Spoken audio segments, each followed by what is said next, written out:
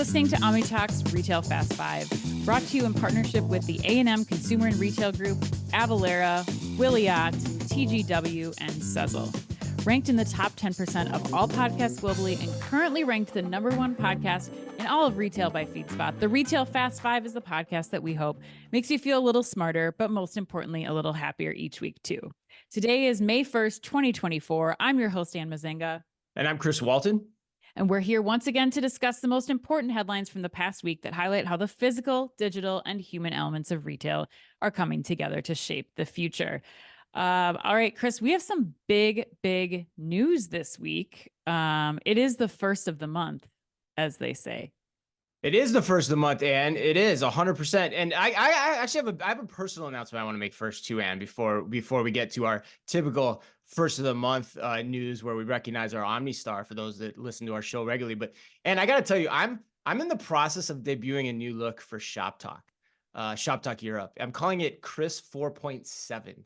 And Okay. Ann, I think the software analogy, I think you'll like this too, because I think the software analogy is very apropos in the sense of, I think I want to go back to version Chris 3.7, but I think that software file has been so corrupted that there's no going back. And I imagine quite a few listeners feel the same way out there. But yeah, I'm trying a new look. I've got a little, for those watching on video, got a little scruff going. I'm gonna do something new for the hair, I think too. I'm gonna debut it in Barcelona. And Barcelona, are you excited?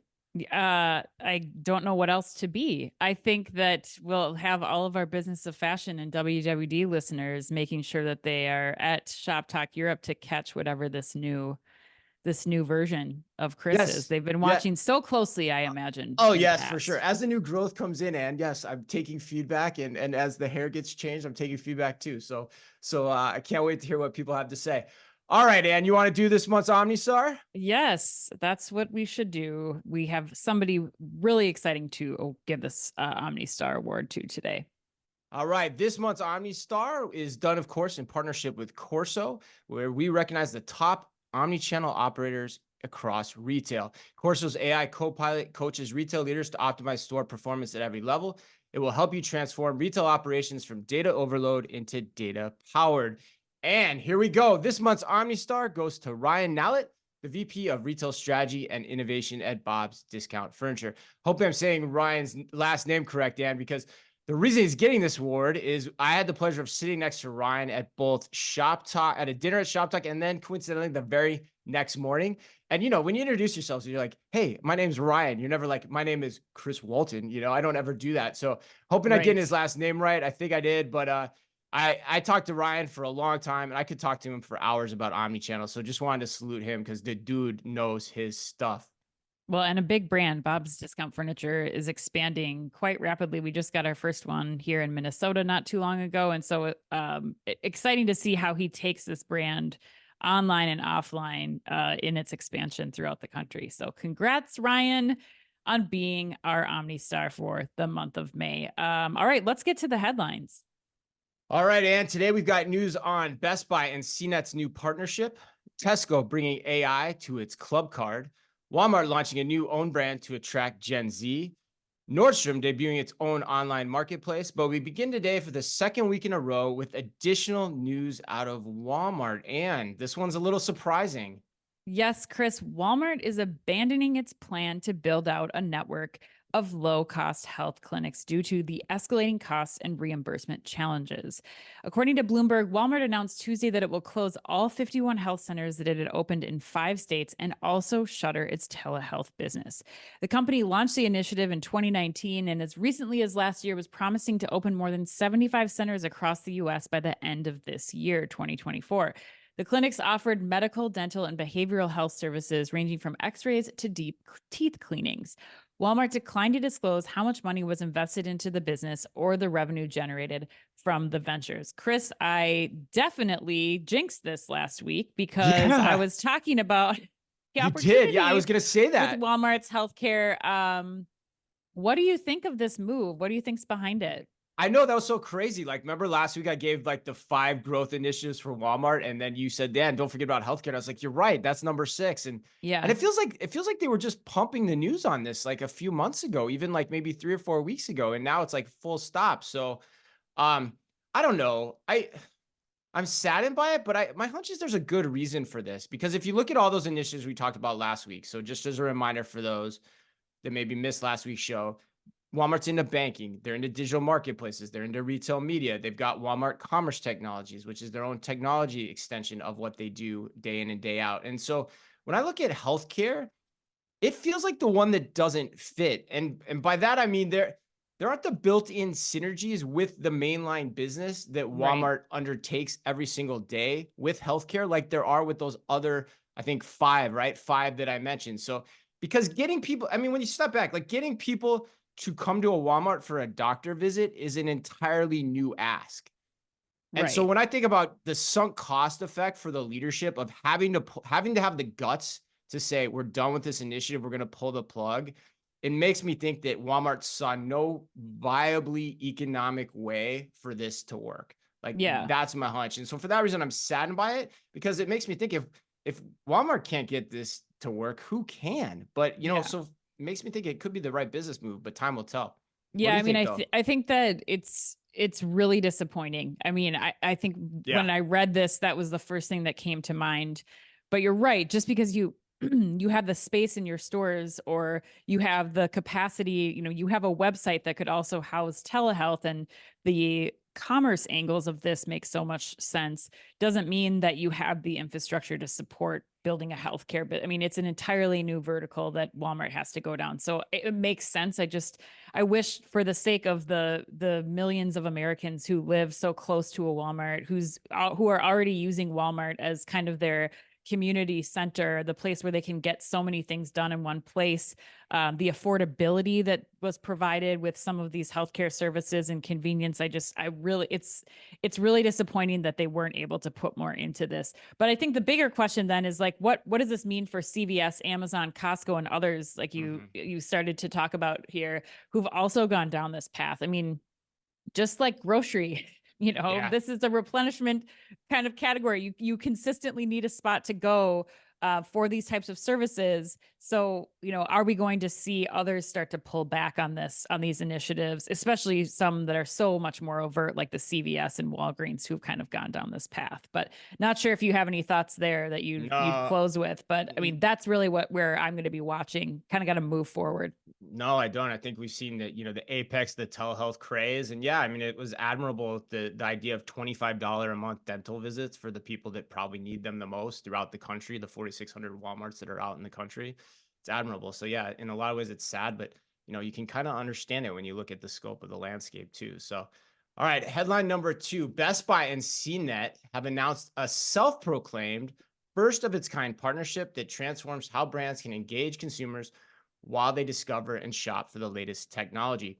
According to a Best Buy press release, with a combined unduplicated reach of 50 million unique visitors per month, Best Buy and CNET are offering brands the opportunity to engage larger audience, larger audiences of high intent shoppers, strengthening the reach and impact of their messages. Customers will see curated content and unbiased editorial advice from CNET's experts across various Best Buy channels, such as BestBuy.com, Best Buy stores as well, and of course, Best Buy's mobile app, encompassing a variety of product reviews and expert picks that align with their shopping experiences. As part of the partnership, the brands are also initiating a new retail media model between a media publication and a retailer. Not surprised I probably got to that eventually, are you, Ann? No. Advertisers will be able to share ad spaces across Best Buy and CNET, allowing them to see the impact of their advertising campaigns through a full funnel closed loop media solution. And you're more the expert on this than I am. So lucky for you, this is also the put you on the spot question of the week. Are you Oh, ready all for right. it? Yes, let's do it. All right, here's the question from the folks at A&M, the A&M Consumer and Retail Group. This innovative first of a kind partnership has the ability to more clearly measure attribution and drive efficiencies across the marketing funnel in exciting new ways. With that power, however, are you concerned at all about CNET maintaining its objectivity in its content and reviews, which is, of course, how it garnered consumer trust? I'm not really. I mean, I No? think that you look at number one, I think this is good because it's providing more exposure to more people for both CNET and for Best Buy. I think CNET's already got lots of advertisers. Like we've seen this with Wirecutter, with CNET, with all these other Yeah, they've already consumer been doing reports that type too. sites. Yeah, Like you're already getting advertising revenue that it's a great if point. there's going to be influence, it's already there based on the advertisers. But I think more importantly is like once you've captured these people, this wider funnel of people, you're bringing them down to the product page on Best Buy, and ultimately you're giving the customer access to any kind of information that they could possibly need to solidify this purchase decision. One being these reviews from CNET that kind of provide this objective point of view on the product you're about to buy. The second being reviews from Best Buy's customers who have already purchased this product. And I think it's smart on Best Buy's part because I think there is growing like concern about the validity of those reviews because so many retailers launch campaigns to get the reviews in the first place. So I think that like this provides that like 360 view of what is possible and really what people think about that product. And then finally, I think that you tie this in with the ability to right on that same product page connect with somebody from Best Buy, the virtual store people, to kind of get those questions answered, to get their opinion, which you would have gone to a store for before, to say, here's what CNET's telling me, here's what your reviews are telling me. Now you Mm. person at Best Buy, like put the final like vote of confidence in so that I know what to do about this purchase, or I have that final kind of confidence, which I think is going to be another kind of leg to the stool of that change to digital shopping. So I think Best Buy really is, and CNET are really doing something magical with this.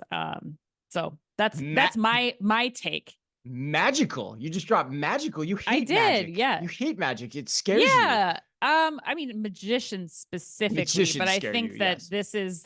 this has science and data and a lot of reporting, one-to-one Right. customer reporting to back Right. up what they're talking about. So Right. I, Yeah. I'm No, a I mean, I'm a big fan.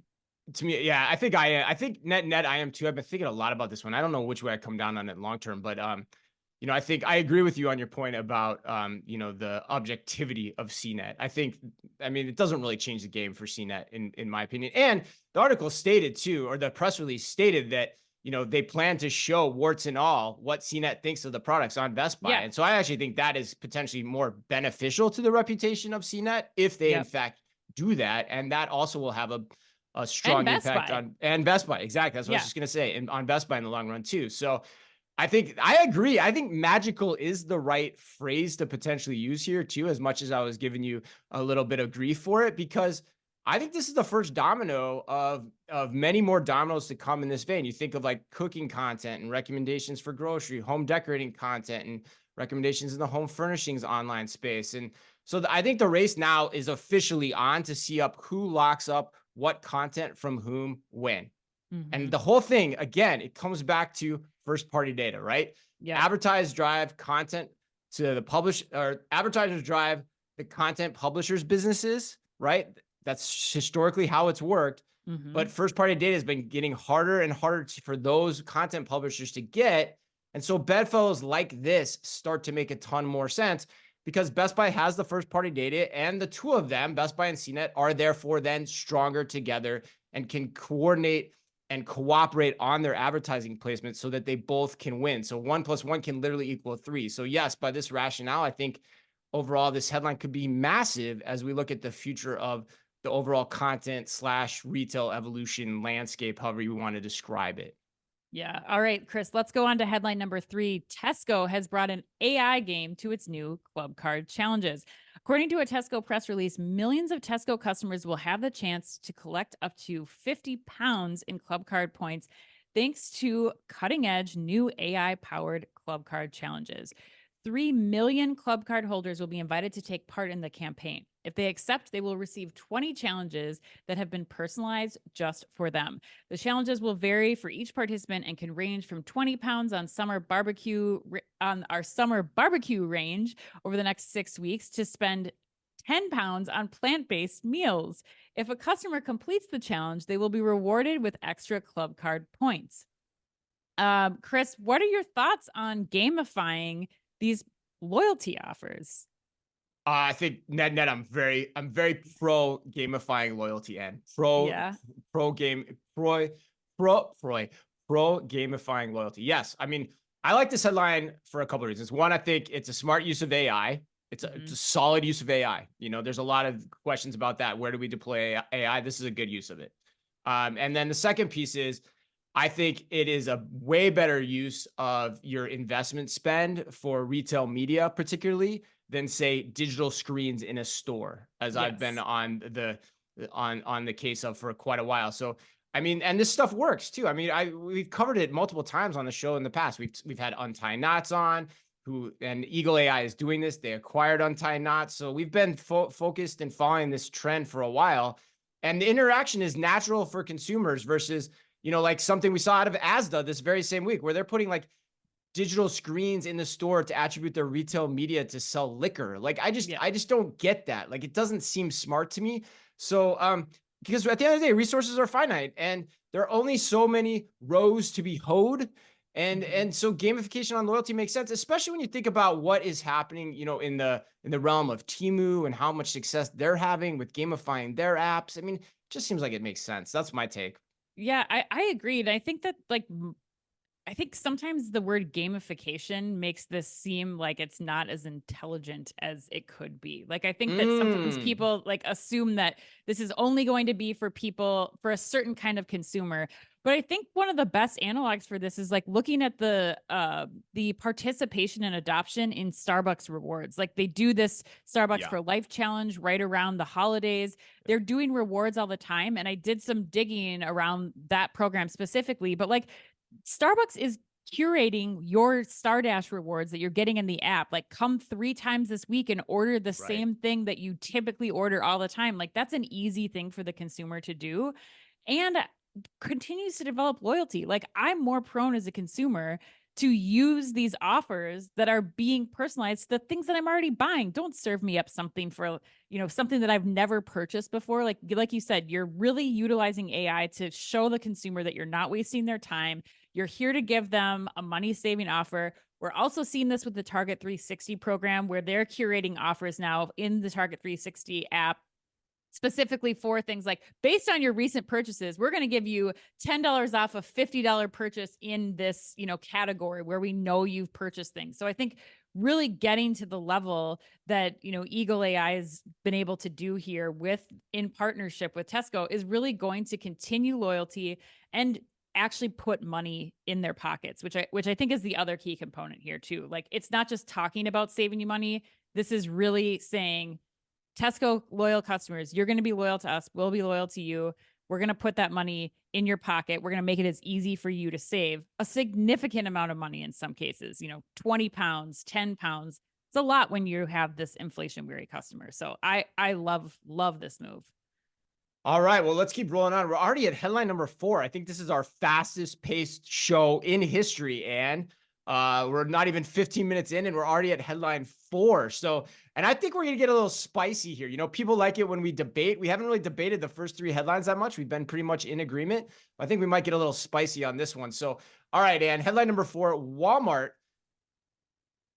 has launched a new store brand food line. Yes, that's what I'm trying to say. Walmart has launched a new store brand food line in a bid for Gen Z dollars. According to Bloomberg, the Bloomberg Walmart beat must have been busy yesterday. And man, they had 2 big headlines that they broke yesterday.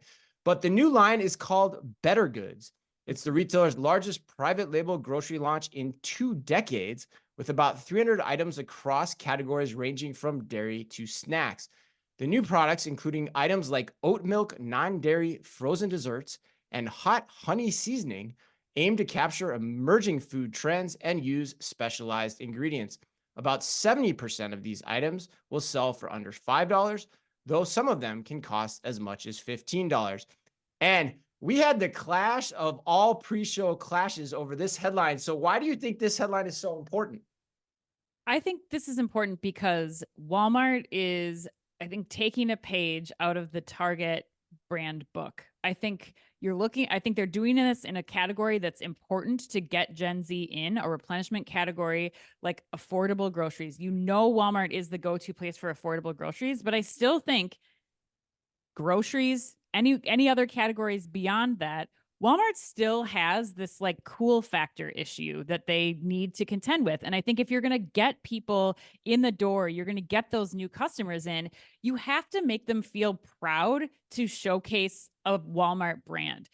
You were not doing that with Great Value before. Great Value was, I mean, I think if like I try to think of it, like if I'm going to a party at a friend's house, are you going to feel like better showing up with the Great Value brand that everybody knows is the own brand of Walmart that, just has no design, has no information, I think, from consumers about the types of products that they really want. It's just like basic white milk toast, like that's kind of the run of the mill product that you're getting. I think now you're able to jazz it up a little bit. Like, yeah, I think this is cool to bring this this Goodwill, Goodwill. Is that what it's called? Goodwill.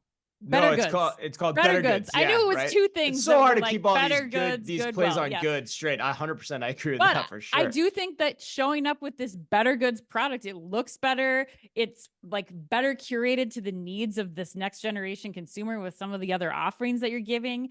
And so to me, I think it opens the door for Walmart to kind of be seen in a category that is out, that's like speaking to that generation. And once they have success with this brand, which I think that they will, then I think it allows them to extend that into other areas of the store and really kind of become the targetized version of Walmart where people are starting to develop a relationship with the brand, or they like kind of have an affinity for the brand that they didn't before. So that's my take on this. I do think it's big news, but like you said, you are in vast disagreement from me. Yeah.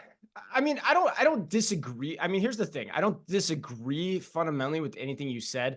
I just don't think it's that big of a headline. I think, I'm kind of like meh.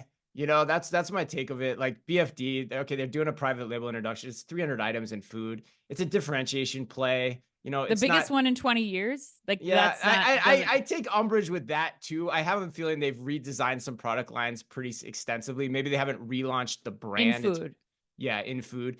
I imagine they haven't, like, what's the great value? I imagine they've done some work on great value, which is much more extensive. So I think I read that headline a little, or that soundbite a little bit more skeptical than how they're putting it.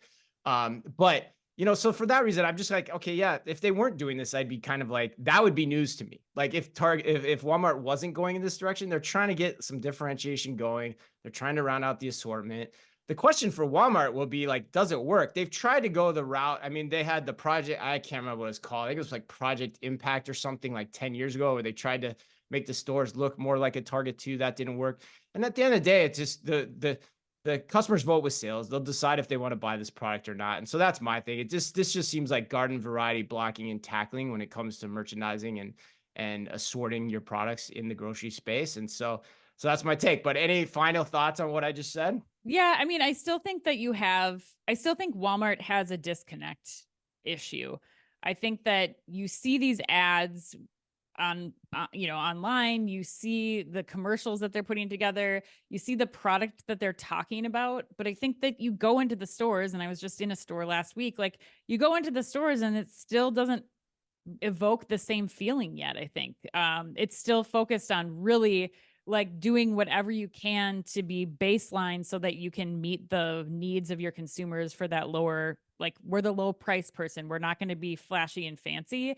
And I think that this could signal to me a more overt move in that direction to try to kind of match what they're putting out into the public and what you're experiencing in their stores. I hope so, at least. See, what you said there though worries me, because then you're saying that the Walmart brand needs to become more like Target and something that it's not, which I think is more of a can be sometimes conceived of as a personal opinion. I think a lot of people probably think that or conceive of that, but what Walmart's been really good at, or really understanding of over the last few years, is they know who they are. And so that's the question here. So my thing is like, what was the product I said like, was it coconut, oat milk, non-dairy frozen desserts? Like, yeah, the customer will judge how important that is for Walmart ultimately at the end of the day. And if it works, it works. If it doesn't, great. But I think it's a tough line to tread. That's the only thing I would say here.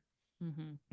All right, let's go on to headline number 5. Nordstrom is debuting an online marketplace. According to Women's Wear Daily, Nordstrom's marketplace launch comes after the retailer last month said it planned to lean into its e-commerce business.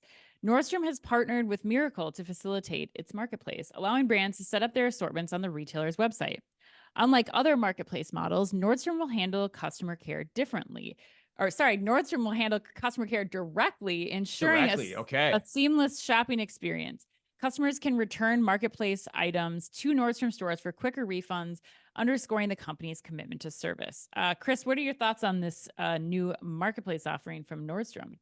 Like I love this. And so that's where like I look at the scale of the degree of, headlines. Like this one to me is like I think it's probably the most important one of the list that we've done today. And full disclosure, like I've been an advisor for Miracle now for quite a while, and I would still say that unequivocally that this is an important headline. And for me, and it all comes back to the question of one of my favorite questions that a guy I used to work with, Stefan Meyer, used to say to us all the time. He's like, "Who has the right to win?" And so I'm pitting Macy's against Nordstrom's in the marketplace Mm. question.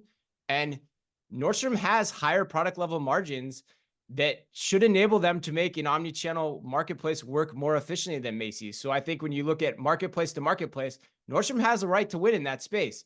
If the sales associates, for example, which Nordstrom's always gets a ton of credit for in terms of the quality, that each of them brings to the table, when they're not writing thank you notes, they can now be mining the marketplaces for suggestions. And in turn, they're better equipped to handle returns. I mean, there's all those stories of Nordstrom's associates going above and beyond to handle returns for Nordstrom's customers. So when you combine that with also the scale effects of doing a marketplace with retail media in the fashion landscape, who has better demographics in the United States than Nordstrom? So net, I expect this move to be fully accretive to Nordstrom's bottom line. And in fact, if it's working for Macy's, as Macy's CFO said very resolutely on the recent earnings call, I see no reason why it can't work for Nordstrom. And I can almost see no reason why a similar approach couldn't work for other category killers, like Tractor Supply or Dick's, if they get into the right product extensions and combine it with their retail media network efforts too. So I think I'm pretty bullish on this idea. Yeah, I think that I'd underscore if it's working for Macy's, then it has to work for Nordstrom, especially because you look at the brands that are on Macy's, for just Macy's Right. flagship store in general, and then the brands that they're allowing into their marketplace are not, I think, creating the same desire. They don't feel as curated as the brands that Nordstrom is talking about bringing in. Cynthia Rowley, Adore Me, like these really well-known D2C brands that are not you're just not able to have the full like Nordstrom customer experience with these brands because a lot of them are online. And I think that bringing them into these marketplaces, again, very heavily curated by Nordstrom to make sure that they're filling in areas where Nordstrom is known for, lingerie and bras. Nordstrom is like a go-to for many people. And now they're just adding on this Adore Me assortment, 57 sizes, like they're just kind of Right. going above and beyond. It's not just like, hey, we're open for business. We're a marketplace. If you fit into the home furnishings category, the apparel, the shoes, like any of those categories, you're in, like Macy's does. I think Nordstrom's like, where are the strategic places that we can be filling in for our customers? And this is how we're going to portray these retailers as like part of this Nordstrom umbrella brand. And I also think I'll Mhm. be watching really closely to see what kind of share this starts to take then from companies like Farfetch, because I think Nordstrom now Awesome has the point. infrastructure to support these brands Mhm. and they have their loyal base of Nordstrom customers who can now get loyalty points for purchases from these companies. They have the things that you're talking about, like store services, like hemming. They have all these things that now are available to They have them on stores, top of and they have stores, yes. like And they have a place that's to take returns. I mean, it's an right. awesome point.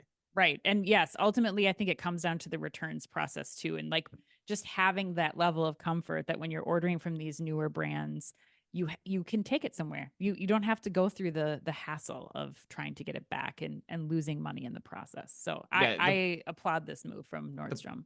the point about Farfetch is so awesome. You're dead on with that. That's great. I mean, yeah, they should be quaking in their boots, quite honestly, I would think, if Nordstrom gets a hold of this and does it in the right way. Right. All right, let's go to the lightning round. According to Tractor Supply's CEO Hal Lawton, 1 in 5 Tractor Supply Company customers has purchased a live chicken. As a former merchant, what would be the first tactic you'd deploy, Chris, to get your live chicken sales numbers up from 1 in 5 customers purchasing chickens to 2 in 5? Oh my God. I think for me, I think I would say, because this came across on social media, somebody said it, like the avian flu is how big of a concern is that? So for me, mine would be my merchant thing. If I could do anything I wanted, and would be money back guarantee that all our birds are tested for avian flu daily. That would kill everything so fast, but it's the best I could think of. Oh my gosh. Yeah, All that's a right. good one. I think that's the money back guarantee, right? Yeah, So, right. Exactly. Exactly. But we're seal of approval. We're tested every day. So, all right. The yes. Supreme Court rejected Elon Musk's bid to get rid of his Twitter sitter, i.e., what Musk has to do. Essentially, he has to get legal approval for any X posts about Tesla as part of an SEC agreement. So he has a Twitter sitter that watches all of his tweets in relation to that. So, what is the one thing you wish you could have a quote Twitter sitter on, advising you at every turn, Ann? Probably my like late night sweet tooth cravings. Like I need somebody to be like standing outside of the fridge being like, "Do you really need this? Is this going to help? Are you going to be happy with this decision in 15 minutes?" That's I guess where I would land on that one. I don't think I'd want that job. I think I'd be beaten, battered every every night if I had that job. Oh my God. All right. Wall Street Journal just did a story on the sales benefits that produce growers are seeing when their produce is branded. Think pomegranates, Dole pineapples, Chiquita bananas, etc. What fruit or vegetable do you think most needs a branding makeover? That one's easy, and for me, I mean, I think I would go with the jalapeno. Like, why the alliteration opportunities with jalapeno are just off the charts through the roof. So, like, I feel like why isn't there a brand of jalapenos, like a jalapeno brand I can trust? And What's the alliteration play? I feel like jalapeno is a hard word to. there's all the H words, like I actually put some into Chat GPT yesterday. It gave me like back like 13 different recommendations. Of course, they were all around like with hot, which I didn't like, but you could come up Okay. with some other like Harvey's jalapenos, like that's a Okay. good one. Who the Okay. hell's Harvey? Who the hell's Chiquita? Like I Doesn't don't matter, know. but they're Who gonna the sell hell's more Dole? based on the based on this story. So Right. Right. All right. Last one. Walgreens peelable gummy mango candies are the latest viral sensation. Have you tried them? Number one, given your sweet tooth, and knowing that gummy candies are generally your jam, what is your all-time go-to? I've not tried them, but they were brought to my attention last week, and we did go to several Walgreens to try to find them. Now you can only buy one package, so hopefully we'll see them back in stock. But they were not at our local Walgreens when we checked a couple times this past week. I would definitely try them, and I would say my go-to, oh man, my go-to is probably Sour Patch Kids. They're just I can't resist. That's always in stock and always a good selection. I From figured my that's point of what you view. say. You did try to go find these at Walgreens though, huh? That's Yeah, cool. there have been, I mean, my oldest teenager now is very into TikTok and found them and was telling me about how we need to go get them. So, like any TikTok wonder, it sets us off on a mission where now, Mm-hmm. for some reason, I've been convinced to go drive to every Walgreens within a 5 mile radius to try to see if we can find and acquire these mango gummies. But Yeah, I'll let you know. yeah, I'm curious. The merchant in me wants to know how a peelable gummy actually works and if that's the actual trend underlying here, and if we're going to see explosion in peelable gummy candies here any day now. So, all right, well, happy birthday today to Tim McGraw, Wes Anderson, and to the man who every Friday night growing up was known to my family as Eddie Winslow, the great Darius McCrary. Do you remember Eddie Winslow? And Oh, from yes. Who could forget? Who and could forget remember, Eddie if you can, Winslow? and remember, if you can only read or listen to one retail blog in the business, make it Omni Talk, the only retail media outlet run by two former executives from a current top 10 US retailer. Our Fast Five podcast is the quickest, fastest rundown of all the week's top news. And our daily newsletter, the Retail Daily Minute, tells you all you need to know each day to stay on top of your game as a retail executive, and also regularly features geez, coming to the end of the show, Ann, special content that is exclusive to us and that Ann and I take great pride in doing just for you. Thanks as always for listening in. Please remember to like and leave us a review wherever you happen to listen to your podcast or on YouTube. You can follow us today by simply going to youtube.com/OmniTalkRetail. So until next week, on behalf of all of us at OmniTalk, as always, be careful out there. And most importantly, may the fourth be with you. The OmniTalk Fast 5 is brought to you in association with the A&M Consumer and Retail Group. The A&M Consumer and Retail Group is a management consulting firm that tackles the most complex challenges and advances its clients, people, and communities toward their maximum potential. CRG brings the experience, tools, and operator-like pragmatism to help retailers and consumer products companies be on the right side of disruption. And Avalara. Avalara makes tax compliance faster, easier, more accurate, and more reliable for 30,000 plus business and government customers in over 90 countries. Avalara leverages 1,200 plus signed partner integrations to power tax calculations, document management, tax return filing, and tax content access. Visit avalara.com to improve your compliance journey. And Wiliot's ambient IoT visibility platform, powered by battery-free Bluetooth tags, eliminates scanning for real-time end-to-end inventory visibility. For more information, head to wiliot.com/omnitalk. And TGW. Revolutionize your grocery supply chain with TGW. Their experts tailor automation solutions to your needs, ensuring you have the edge. Work with TGW before your competition does. Discover more at tgw-group.com. And Sezzle. Sezzle is an innovative buy now, pay later solution that allows shoppers to split purchases into 4 interest-free payments over 6 weeks. To learn more, visit Sezzle.com.